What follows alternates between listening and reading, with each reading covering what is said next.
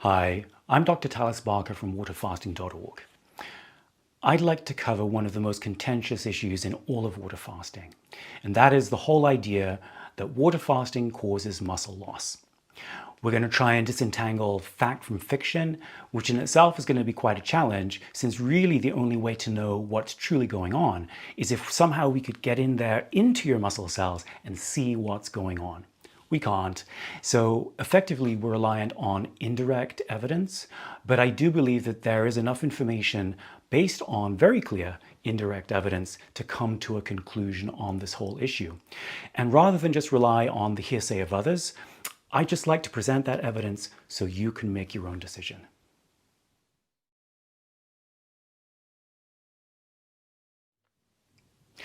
So where does this whole idea of muscle loss stem from?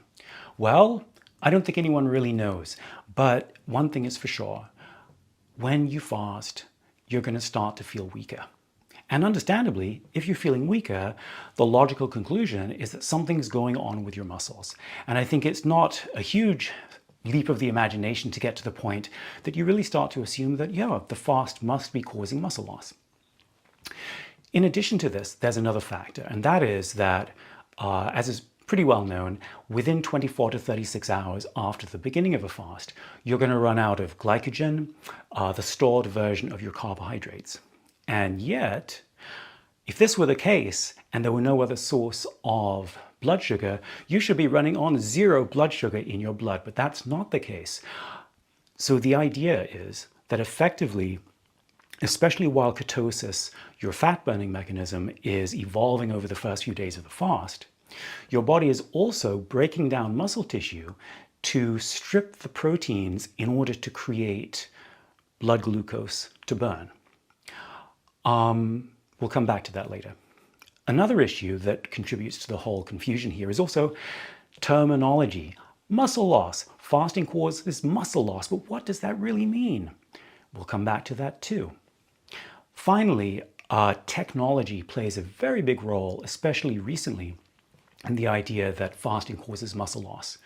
And that is due to the event of smart scales and DEXA scans, both of which, at least seemingly, will come to the conclusion that your body is losing a lot of muscle mass when you're fasting.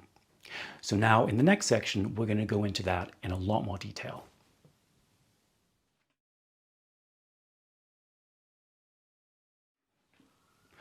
Smart scales work through what is called bioelectrical impedance analysis, which is just a fancy way of saying it measures how much resistance your body offers to an electrical current. The reason that this is important is that different tissues will have a different resistance to electricity. Fat, for instance, acts very much as an insulator. It does not let very much electricity pass through it. Muscle tissue, on the other hand, the inner organs, and obviously body fluids will act much more like conductors. So when you stand on a smart scale, it's going to put a very low-level electrical charge through your body, see how much is coming out, and then through algorithms come to a conclusion. From that, you're going to read in a lot of popular press that yes, smart scales will measure fat, muscle mass, and water. Back to terminology, right?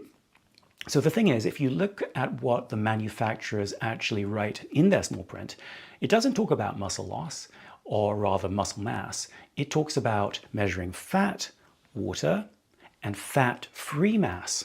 In other words, the mass which is simply not fat. And that is because smart scales simply cannot distinguish muscle from organs, from connective tissue. So you see, again, the devil is in the detail here. When we come to DEXA scans, that uses X-ray technology. And in a similar sort of way, when you pass X-rays through the body, you're going to light up areas more than other areas.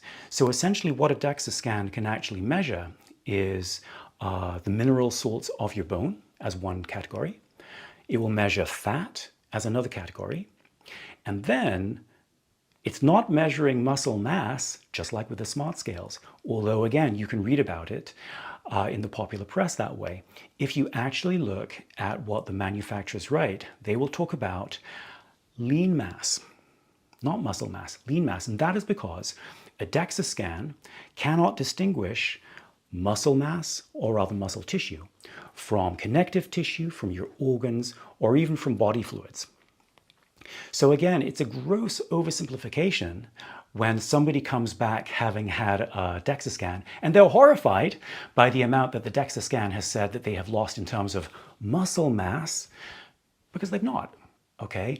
Consider the fact that when you do an extended water fast, the majority of the weight that you lose is not fat, it's body fluids. Now, if body fluids are being grouped into the same basic category as muscle, organs, and connective tissue, well, then of course it looks like you've lost a lot of muscle mass, whereas all it's doing is saying that the sum total of muscle mass, organs, connective tissue, and fluid has reduced. And the fluid in itself explains everything.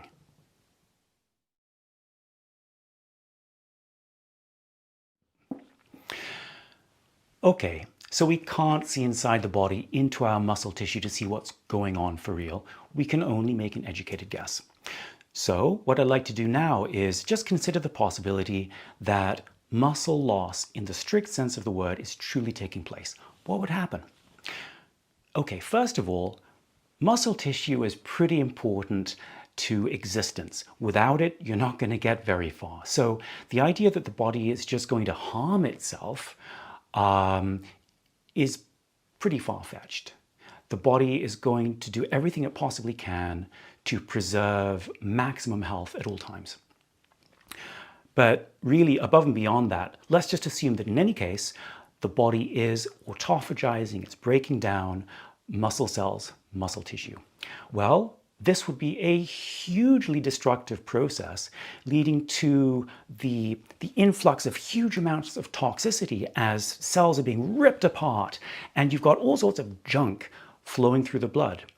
This would create a huge burden on the liver, on your organs of detox. Now, in a fast, they're working to full capacity anyway, just dealing with the junk of regular detox, and they would quickly become overwhelmed, leading to pretty horrendous detox symptoms. Okay, above and beyond that though, let's look a little bit more into the nitty-gritty. Breaking down muscle cells and muscle tissue is a pretty big job. It's going to take time when you consider that the immune system cells, which would presumably break down these cells, are teeny weeny. They've got to gobble up masses of cells to produce the baseline of what's going to become sugars ultimately, according to this theory. It would take a long time, and yet this is not what really the clinical evidence shows. When you run out of glycogen, it's not that your blood sugar goes down to zero and now we need to wait for all those muscle tissues to be broken down. No, there's going to be a level of glucose because I believe something else is happening, and we'll come to that in the next section. Maybe even more telling is what happens at the end of a fast. If you were truly breaking down muscle cells, muscle tissue, it's going to take many weeks, if not months, to build back your strength. And of course, anyone who's done an extended water fast will tell you that's not what happens. It's really just going to be a matter of days, or even after a 40-day fast, a couple of weeks maybe, to get your full strength back. So I am utterly convinced that something else is going on here. And as we'll talk about in the next section, I think all the physiological knowledge that we have proves that.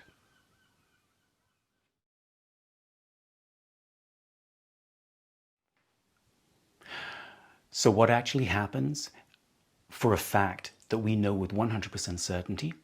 Well, let's go back to the whole idea that when your body runs out of glycogen, blood sugar starts going down. What happens then?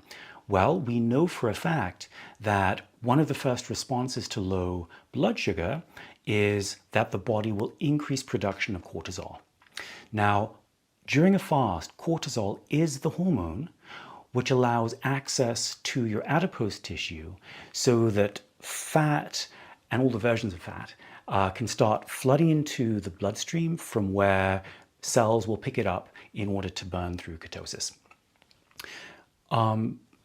fact, right? Now, the thing about cortisol is we normally think of it as a fight or flight hormone. Of course, in a fast, it's being produced purely by the physiological response to low blood sugar. But especially when we think of it in terms of its fight or flight response, what is the prime purpose of cortisol? It's to mobilize all possible sources of energy so that we can fight or flee from that lion or whatever it is that we need to fight or flee from. Now, that means that not only is it accessing fat, it's also promoting the production of new sugars, and that whole process in the liver. And here's the key, okay? Cortisol also, as the cortisol attaches to the cortisol receptors of every single cell in the body, is basically also going to ask those cells to start donating amino acids. Now, every single cell in the body contains amino acids, kind of like in a storage tank. Amino acids are the building blocks for whatever that particular cell needs to do. As it so happens, muscle cells have the largest storage tanks in the whole body. So when cortisol comes out, and this is physiological fact, every cell will start donating amino acids, muscle cells in particular, and of course, it is those amino acids which in turn will form the basis of what will become sugars through that process of stripping off the nitrogen atom from the amino acid molecule.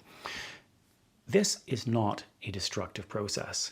It's something which happens not just when we're fasting, it happens under all sorts of circumstances.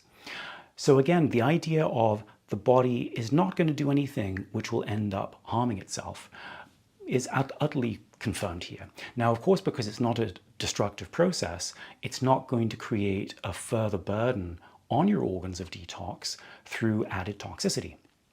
Not only that, but if we think about the time scale involved with breaking down whole muscle cells, when it's just a question of cells releasing amino acids, that can happen very quickly, very easily, and it can be really quite responsive to the changing needs of the body as you go through a fast. And this is also confirmed clinically, especially when someone wears a continuous glucose monitor just to see what's going on with their blood glucose levels.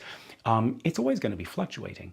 And a big part of that is because cortisol levels will be adjusting, and that will have a very quick response time in terms of how quickly amino acids will get into the blood, along with fat, of course. And when we look at the end of a fast, the exact opposite is true when we look at the long recovery time from true muscle loss.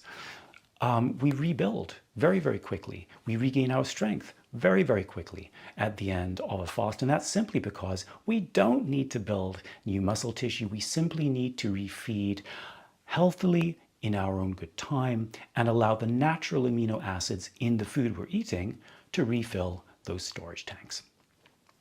So finally, again, we cannot see into the muscle cells themselves. That would be the only direct evidence we could have.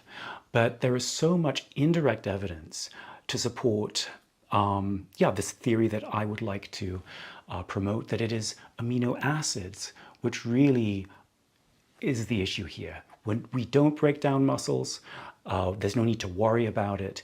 And I really hope that the people who I come in contact who are really a little bit reluctant to fast because they fear muscle loss can give up that fear and just go out there and fast. It's the best thing you can do. I hope this video has given you the information you need to come to your own decision on this issue.